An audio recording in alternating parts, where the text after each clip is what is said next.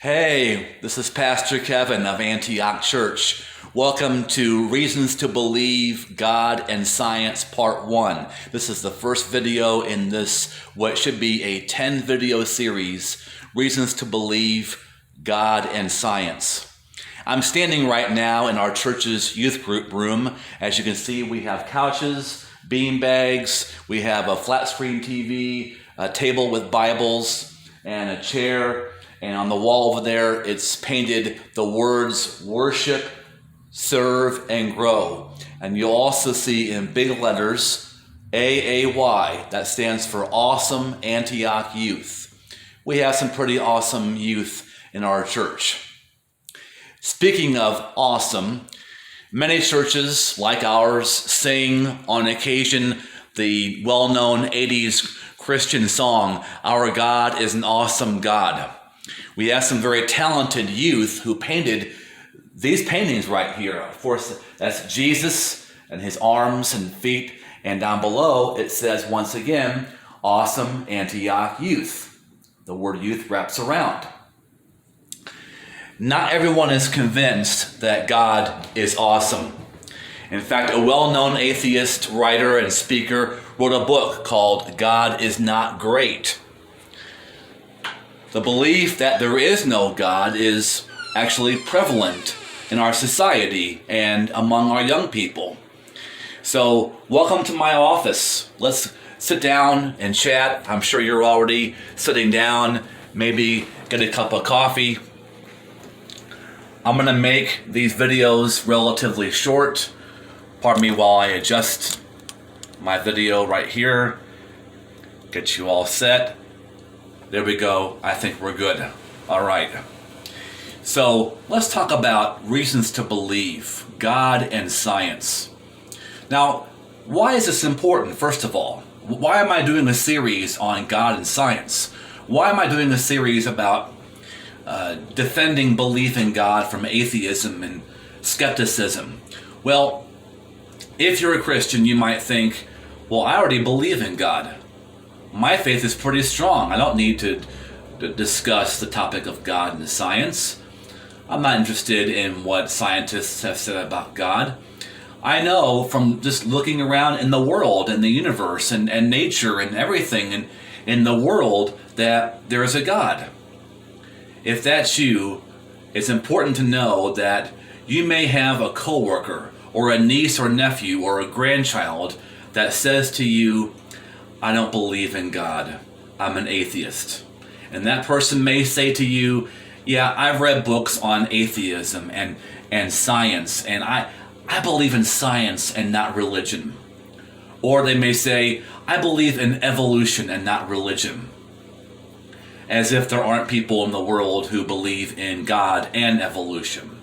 There are lots of Christians who believe strongly in God and the Bible and science.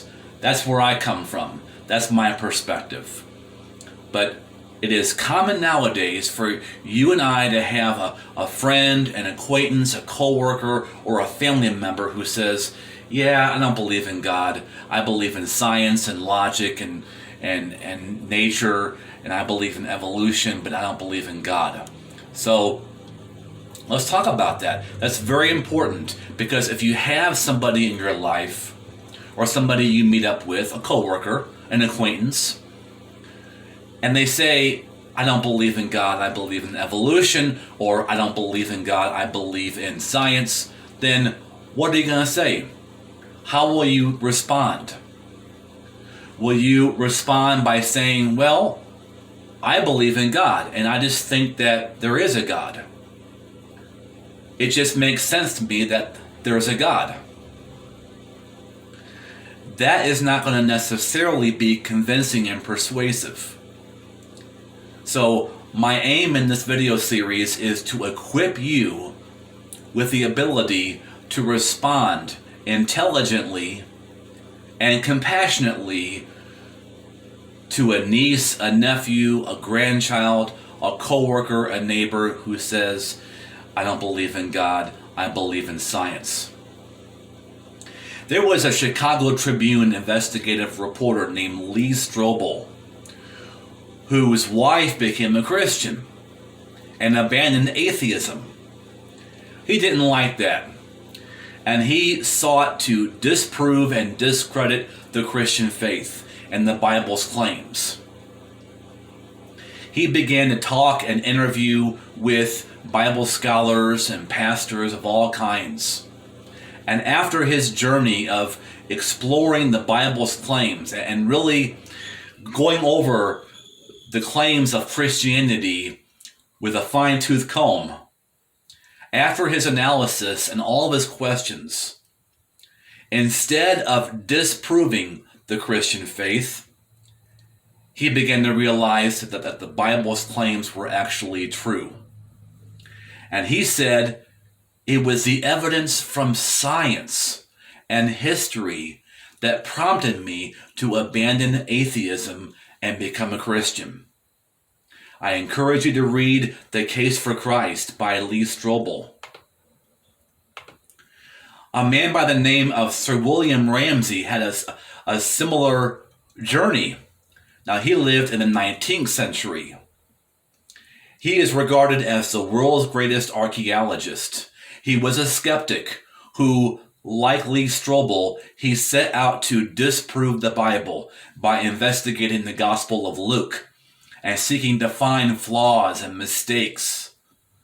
His colleagues expected him to uncover evidence to disprove much of the New Testament once and for all. Instead, Ramsay's final analysis surprised nearly everyone. After 30 years of investigation, Sir William Ramsay found the Gospel of Luke in the New Testament to be accurate in every detail. Sir William Ramsay even called the Apostle Luke one of the greatest historians of all time. Not surprisingly, Sir William Ramsay became a Christian. A cold case detective named J. Warner Wallace had a similar journey. So, what's going on here with these people who are investigating the Christian faith and the claims of the Bible using logic and science, and they end up proving and substantiating the Bible's claims, and they become Christians? In this video, I want to make the case that believing in God makes sense. Christian faith is not blind faith. Christian faith is not believing because I just want to, or I hope it's true. I hope there's a God. Now, hope is important, but it's not the Christian hope, it's the Christian faith. Christian faith is simply going in the direction that the evidence points to. And I want to make the case that the evidence points to the existence of God. Now, in this video, I'm not arguing specifically for the Christian faith or Christianity, even though I've referred to Lee Strobel, Sir William Ramsay, and J. Warner Wallace becoming Christians. And even though I just gave you a little tour of our church youth group and my office, I am a pastor. But in this video, I'm not so much arguing for Christianity and the Christian faith. I am simply making the logical argument for the existence of a creator. The creator. Science tells us that the universe had a beginning in the Big Bang. On a website, spaceplace.nasa.gov/Big Bang, it says the short answer to the question, what is the Big Bang? It says the Big Bang is how astronomers explain the way the universe began. It is the idea that the universe began as just a single point, then expanded and stretched to grow as large as it is right now. And it could still be stretching. Now, the key word in that short paragraph is began. The Big Bang is the most widely accepted scientific theory for the origin of the universe. Are there scientists that believe in alternative theories for the existence of the universe? Are there scientists that believe in the multiverse theory or the infinite universe theory? Sure. But the Big Bang theory, as I said, is the most widely accepted scientific theory for the origin of the universe. Now that we can agree with. So, let's go from there.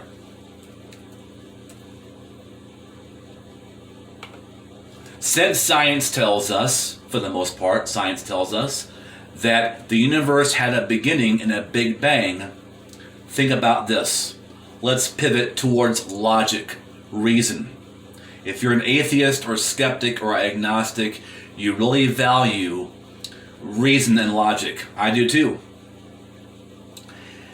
Everything that began to exist has a cause or a source. Every car has a car maker. I don't need to go and meet the ones who made my car. I know that there were car makers to my Ford Fusion because every car has a car maker. Every building has a builder. I don't need to go and meet the ones that built this building behind me in order to believe in their existence. The existence of a building is proof enough of the builder. Every painting has a painter. I've got a painting right up there, which you can't see. I know that somebody painted that painting. Our church building is filled with paintings, and I know absolutely with certainty that there was a painter for every painting. I don't walk through my church building and say, well, I'm pretty sure there was a painter for that painting, but I'm not too sure about that painting over there. No. The existence of a painting is irrefutable proof that there was a painter who painted it. Every human being has a mother. There's no human being that you can point to and say, I'm not sure he had a mother. I'm not sure she had a mother. Even Jesus had a mother. I don't need to meet your mother to believe that you came from a mother. Your very existence is irrefutable proof that you had a mother. You came from somebody. Likewise, therefore, the existence of the universe is proof enough that there is a universe maker. Because science tells us that the most widely accepted theory is that the universe had a beginning. And therefore, it doesn't matter if there are multiverses. Because if there are multiple multiverses, science still tells us that the universe, or you can say universes, had a beginning. So the existence of the universe and the widely accepted theory that the universe had a beginning at the Big Bang is proof that there is a universe maker. But don't just take my word for it. Look at some of the most famous scientists throughout humanity. Sir Isaac Newton. He said, the motions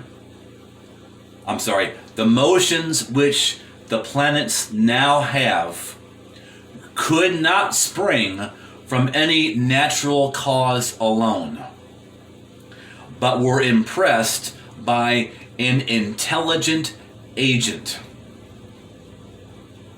Of course, intelligent agent is simply another word for God. And Sir Isaac Newton, who is he? He was an English mathematician, physicist, astronomer, theologian, and author who is widely recognized as one of the most influential scientists of all time, and a key figure of what is known as the scientific revolution. So, over and over again, we have many scientists who make the case that science even confirms that there is a creator.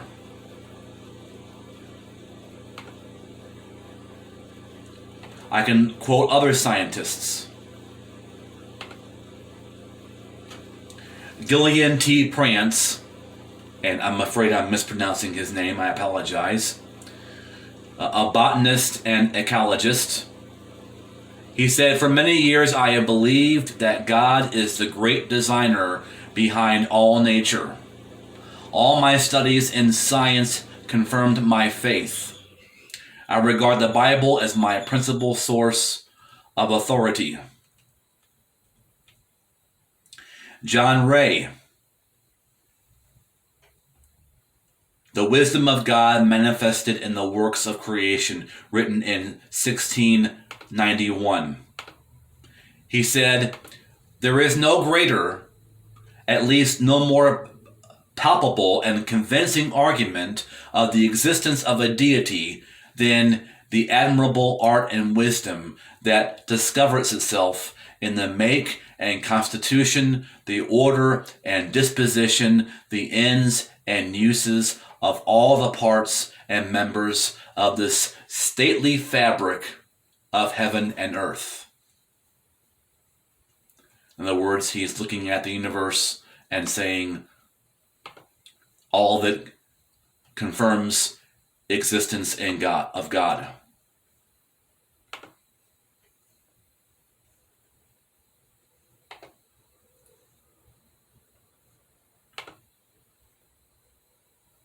Robert Millikan, Nobel laureate in physics, in an interview titled "A Scientist's God" from 1925.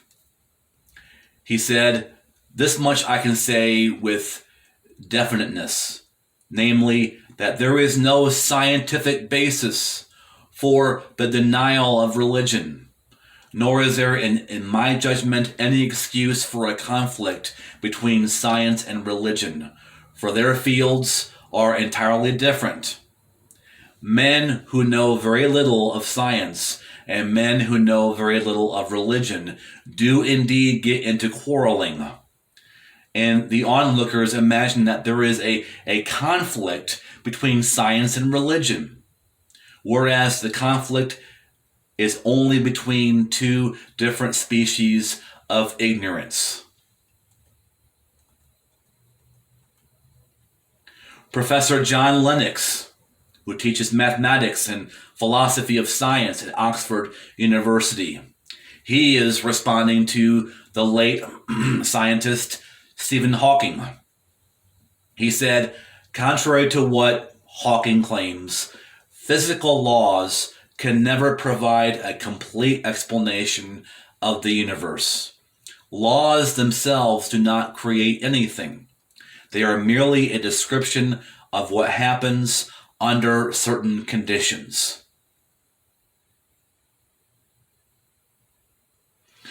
And I also quote scientist Louis Pasteur, and I apologize, I'm sure I'm butchering his name. I'm going to butcher a lot of names in this series. Please bear with me and forgive me. He was a French biologist, microbiologist, and chemist, renowned for his discoveries of the principles of vaccination. Thank God for Louis. Microbial fermentation and pasteurization. He died in 1855. And he simply said, "The more I study nature, the more I stand amazed at the work of the Creator. He said science brings men nearer to God, not farther away. So, I am making the logical case for God. What is it in what I said in this video that's not accurate? The most widely accepted scientific theory of the origin of the universe is that the universe had a beginning in the Big Bang. Can you refute that? You can't. It doesn't matter if this scientist or that scientist or that Time magazine article or that Newsweek article says that some scientists are believing in the infinite universe theory or that these scientists are believing in the multiverse theory. Doesn't matter. The most widely accepted scientific theory in the scientific community for the origin of the universe is the Big Bang. That the universe had a beginning. There was no C-SPAN camera there to capture it, but the Big Bang happened according to science, and the universe began to extend and stretch out. Everything that began to exist has a cause or a source. Is that not true? Doesn't every human being have a mother? You don't have to meet anyone's mother to believe in the existence of somebody's mother. The existence of a human being is proof enough of the existence of that human being's mother. Every car has a car maker. You wouldn't demand to see the actual maker of your car. Your car is proof enough of the existence of a car. The building that you live in, the building you work in, is proof enough that there was a builder or builders who built that building. A painting is proof of a painter. I don't need to have irrefutable proof of Picasso or Rembrandt or Michelangelo. Somebody could have forged all that. There was no one there with a camera recording Picasso or Rembrandt painting their paintings. No one took a selfie with Picasso. But their works of art are proof enough that there was a Picasso, a Rembrandt, a Michelangelo. The existence of letters and works of literature regarding George Washington, Abraham Lincoln, all the founders of America, is proof, at least evidence, in the prior existence of Washington and Lincoln. There was no one that had a camera recording George Washington doing his great exploits. There was nobody who was video recording Abraham Lincoln. We have people who wrote down everything in journals and history books at that time. We have letters written. Could somebody have forged Washington and Abraham Lincoln's correspondence and writings? Sure. But the evidence points to the authenticity of all that George Washington and Abraham Lincoln wrote. And no one denies their existence. Somebody could. Somebody could be a skeptic and say, I don't think there was a George Washington, or I think Abraham Lincoln is as fictional as Bigfoot. But faith is going in the direction that evidence points. So this is the end of this video. Join me for Reasons to Believe God and Science in video 2, video 3, and the next several videos in the series. we're going to take a look at some of the amazing scientific facts found in the Christian Bible. It'll be informative, it'll be inspirational. If you're a Christian, it will strengthen your faith. If you're a skeptic or an atheist, I hope that you will consider faith in God. And if you want to remain an agnostic or an atheist, at least you have to conclude that there are logical reasons to believe in God. If you choose to continue on in your atheism or agnosticism or skepticism or humanism, after watching this video, you have to at least conclude that believing in God makes sense. Maybe it's not for you in your mind. Maybe you think, that's okay, I'm going to stay an atheist. But you have to at least accept that there are, in fact, logical reasons to believe in God. Thank you for watching. Grab a cup of coffee and join me for Reasons to Believe God and Science, Part 2.